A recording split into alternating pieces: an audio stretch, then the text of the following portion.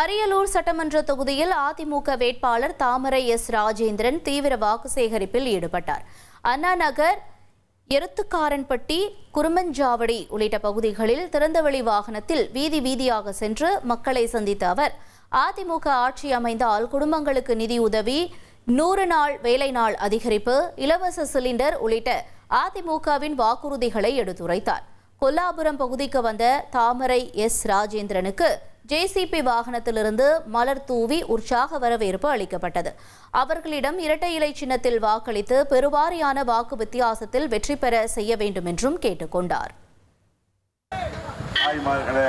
உங்களின் சின்னமாம் இரட்டை இலை, பேரன்பு கொண்ட பெரியவர்களே, சிறப்பான முறையிலே கொல்லாபுரத்தைச் சேர்ந்த இளைஞர்களும் தாய்மார்களும் சிறப்பான வரவேற்பு அளித்து நம்முடைய வெற்றி வேட்பாளர் அவர்களுக்கு பூ மலையிலே குளிந்து கொண்டிருக்கின்றார்கள்.